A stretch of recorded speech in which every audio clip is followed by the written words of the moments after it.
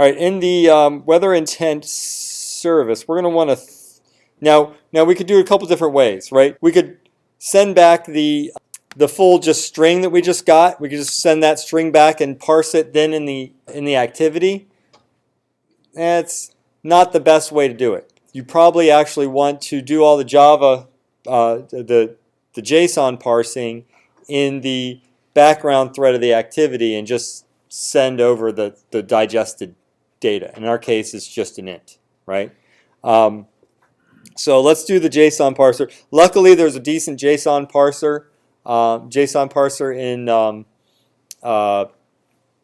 in Android. It's the JSON parser from Google, but it's pronounced JSON because G's are pronounced like Jeff. No, it's not. It's actually JSON. It's pretty easy. Just say JSON object, and then it imported it for me and all that stuff because it's already part of Android. And then it says I'm going to just give it a name, JSON weather. And we're going to parse the string we just got. All right. The ugly, nasty line there saying, hey, wait, you have an unhandled exception. So, oops, holy crap, I did the wrong thing. There we go. There we are. So if you hold down Control and click on something, it will send you to where it's defined. That's what I did. I meant to hold down the Command button and hit Enter, which, nope, that's wrong. The Option button and hit Enter, and that brings up the ability to go ahead and catch that exception. So now we just have two little exception handlers there.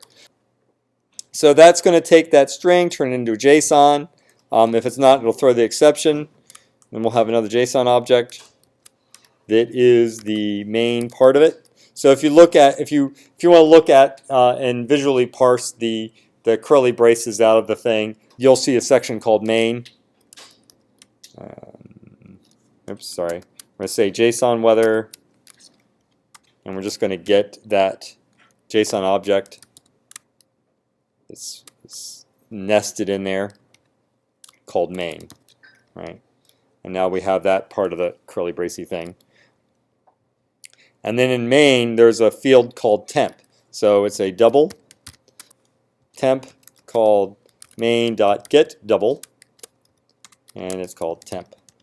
And that'll be the temperature. So now we're going to say intent.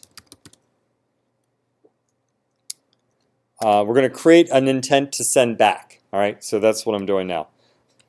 So we'll say intent temp request. Oh, sorry, temp response. I'm going to call this. You can call it whatever you want, but this is what I'm calling it. All right, and oops.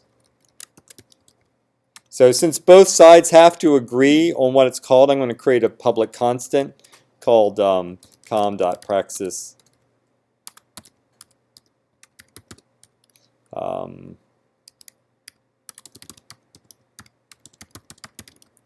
You can call it whatever you want. All right, and I'm going to right-click, refactor, extract a constant. Okay, and I'm going to call it temp response. Yep, that's what I want, and it's going to be called temp response. And hit enter there. That way, when the other side calls it, I don't mess up typing the string, because it'll be compiled time checked by being a constant. All right, now I'm going to put the actual. This is just saying what the intent is called, but now we need to put the actual temperature in there. So I'm going to say temp response intent dot put extra. So parameters or fields on an intent are called extras. And we need to give it a name because you could put a whole bunch of extras in an intent. You could put the temperature, you could put the precipitation, you could put the humidity, all this crap in there. But right now we just have one, and it's going to be called just temp extra. Oh, right. No, it's it's got to be unique, got to be globally unique. So com.praxiseng dot weather dot temp extra. Right? We can call it whatever you want, as long as it's unique. Okay, and it will be the value we just extracted out of there, temp. Okay, and I'm going to, again, going to need to have this in the activity, so I'm going to make it a constant so it's easy to check. I'm going to right click on it, I'm going to extract a constant, and I'm going to call it temp extra. Right. And now, just in the interest of time, I'm going to go ahead and make those public. Right, so that we can see them from the other. Oh, they are. Cool. All right. For some reason, I thought that created them. Anyway, we can send the intent by sending a send broadcast. Right, send broadcast. So I'm going to just send the temp response intent. So what do? We parsed the JSON. We got the temperature out of it. We put it into. We created an intent. We put the temperature into the intent, and now we're going to broadcast the intent. Okay. So now we have to receive the intent on the other side. Zooming. Computers are difficult. Yes? The put extra is really like a global hash cache. You said it has to be unique names, so value pair. Yeah, so I'm not sure exactly how unique the extras have to be. They might just have to be unique across each intent, but I've never really felt like spending the quality time required to test that. It's just better to make it unique. And then, of course, it'd be something that could change, right? So now in here, we want to set up receiving the message. All right, so now I'm going to talk a little bit more about the life cycle of an activity, right? I've already told you that when you change the orientation, it changes the life cycle. It restarts the activity, and the onCreate gets called each time, right? The other thing that happens is that an activity can be covered up by another activity on top of it, right? So you can launch weather intent, and then you get a phone call, right? And the phone call activity is on top of that. Well, when that happens, it actually pauses your activity. But before that does it, it calls a callback called onPause, right? Well, there's a corollary called onResume, right? And onResume is called every time the display is shown again. So if you get a call, hides it, you hang up, shows your app again, you're going to get onResume called, right? Also, onResume call is always called after onCreate anyway. So that's a safe place to put things that you want to have available to your activity while it's visible, right? So while it's visible, it'd be great to know if you got a message with the temperature coming back, right? So that's the dealio. What we need to do now is we need to say onResume, right? And it automatically, does our grunt work of typing in there. Now we're going to declare that we're going to receive broadcasts. Okay, so we do that by talking to the framework and saying, I want to create a new broadcast receiver. So I'll say receiver equals new broadcast receiver. So I'm going to do another inner anonymous kind of thingy, right? So this isn't even inner. Wait, crud. All right, so I'm going to back up a second here. I forgot to declare receiver. So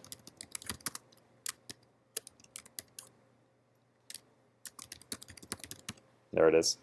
All right, so now I can say new, and it's going to. I'm just so lazy these days. I want to let the IDE do as much typing for me as possible. So now it knows, since receiver is a broadcast receiver, that I can just say new, and then new, and it'll figure it out for me and say I want to say new broadcast receiver, and it's going to fill in the overriding of the on receive for me. So, little trick. So now when we receive the data, what do we want to do? We don't even need to store it. We just need to, yeah, display it, right? Yeah. So you just say temperature dot set text, and then, oh, what are we displaying? Oh, well, we need to pull that out of the intent, right? So where is that? Where is the data that we need? Extra, right? So we can say intent. Sorry, intent dot get extra z dot get. Actually, you know what? I think there's a more immediate one. Get double. No, yeah, double extra, and its name is in the weather service dot temp extra, right? And no, we got to give it a default value in case it didn't have that. So I'm going to put 0. And it wants to be a string. There's nothing that takes there's no version of set text that takes a double. Besides that, we want to put the degree, we want to make it look nice. We want to format it with the degree and all that. So I'm going to put the Unicode string there. Looking at my notes, 0, 0. I don't have all the Unicode stuff memorized. No, but space is ASCII 32. C plus F, because this is going to be in degrees Fahrenheit. And that's got to be a string. All right. And then I need a semicolon down there to complete the thing. So this is just setting up what to do when that intent is received. We still haven't told the operating system that we're ready to receive that intent, but we just do that like this. We say register, receiver, receiver, and we tell it what it looks like. So it's a new intent filter. We're going to filter out all the other intents besides the weather service dot temp response. All right. And now the operating system will send us updates. Now, the other thing we need to do to be nice is that whenever our activity is paused because another activity is on the front, we need to stop listening for that. So we can say on pause.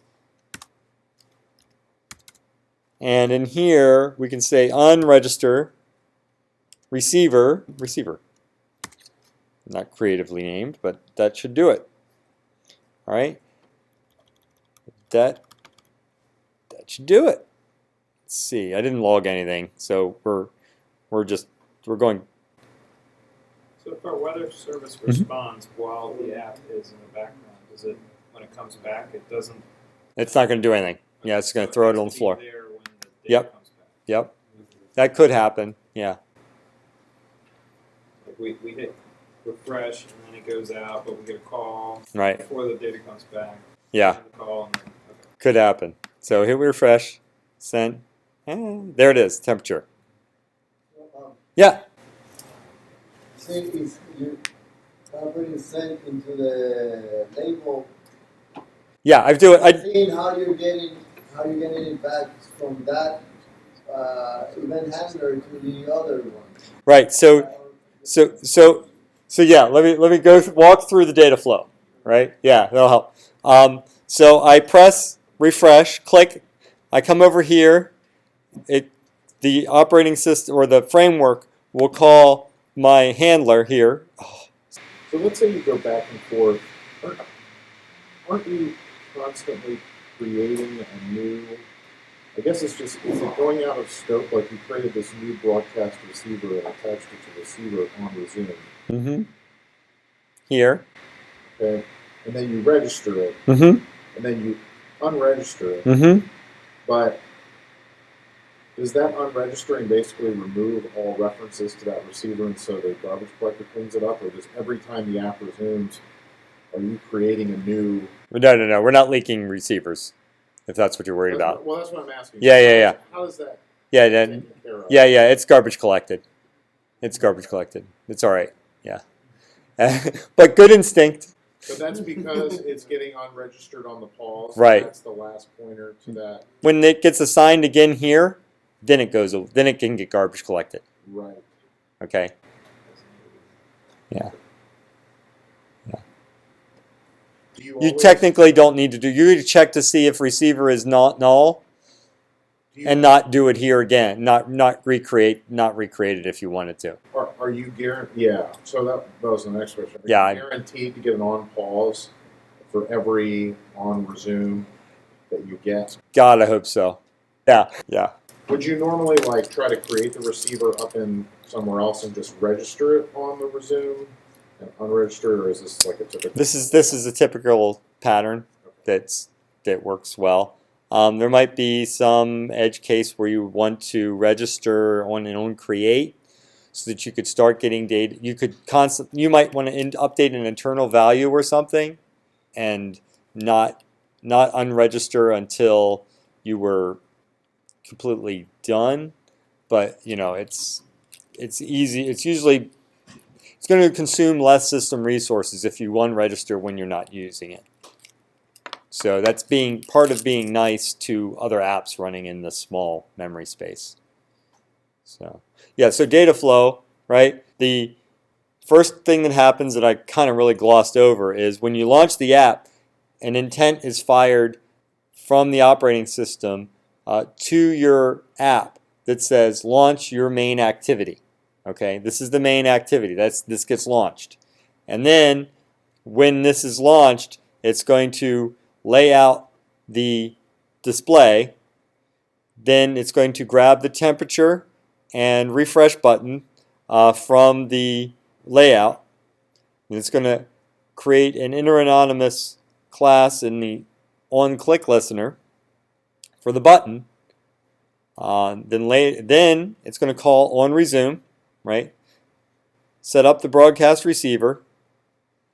Then it's going to register the receiver. Okay, so now your app is visible, right? We're here, right? You click refresh. It sends off the intent to say, go get the weather. Then it changes this thing to say sent. Did you notice that happened? Right? There was a stressful second or two when I hit refresh and it just said sent and it didn't say the temperature, right? That was because it hadn't gotten back from the web over my slow internet connection on my phone in my pocket that it had gotten, that it had gone through that whole process and decoded the JSON and all that other stuff, right? Yeah, that gets pressed, it updates, it sends that intent off and sets the text. So really for now, the UI thread just goes back to its infinite loop, right? Looking to see if there's new data, new data, new data, new data, new data, new data. Nothing's going on. I'm bored, but we'll keep looping, right? And then in the intent service, it gets the operating system sees, an intent for the temperature action has been called. I should create a new thread and in it call on handle intent and pass that intent in. In this new thread, it calls on handle action weather, and then in on action handle weather, it's going to use the commons IO to contact this web location and get back the JSON code, then log it, use JSON, the JSON library built into Android to parse the JSON that comes back and find the temp in the main, and then now we're going to create a new intent as a response. It's going to be called temp response, and then we're going to put in the temperature and finally send that intent as a broadcast message to the operating system. Okay. Meanwhile, the activity has been innocently waiting for something to happen. Right. The broadcast receiver here, defined here, is going to receive that intent It's going to pull out the temperature as the extra there and set it as the text on the display. Done. The broadcast receiver is pretty much just always listening. Once you start it, it's pretty much always listening for Yep. anything that might come back. Yep. Yep.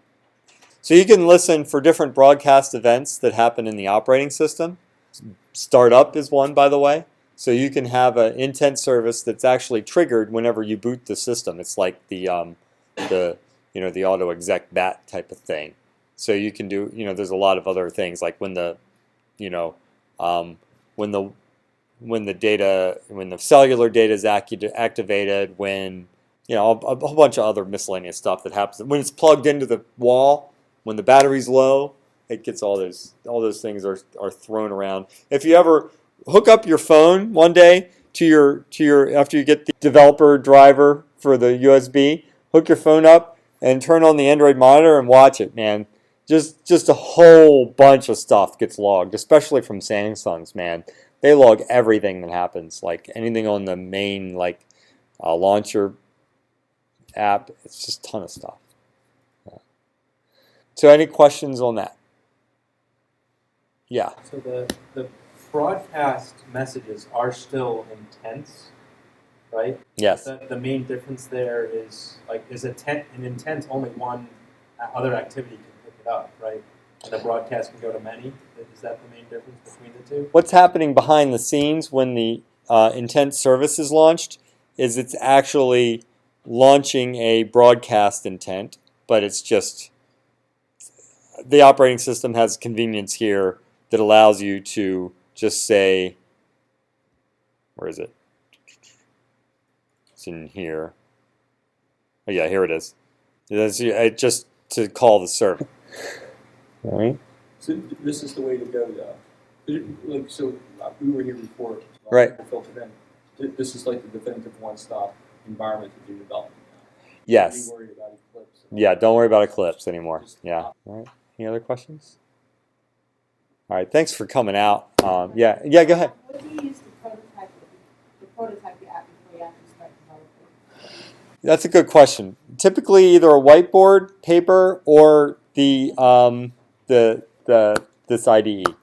I can lay out stuff pretty quickly in this layout editor here, and get stuff kind of working. The buttons might not do anything, and the text might be static, but at least it kind of shows you what's possible. Yeah, I've worked with when I worked at SRA, we had a graphic design team, and they were great. They did. I worked on an iPad app with them. They laid it all out in some Adobe product, and then it was, some things were pretty easy to implement, and some things I had to go back to them and go, yeah, do you really want it to work like this? Because it's a real pain in the butt to actually make the framework do that. So that's kind of the nice thing about this is that I think you could get a graphic designer spun up pretty quickly on this to be able to lay stuff out, and maybe you could use that to start your layouts. Any other questions? All right. Again, thanks for coming out. Appreciate you letting me run this for the first time on you guys. So it's been fun. Thanks. Thanks.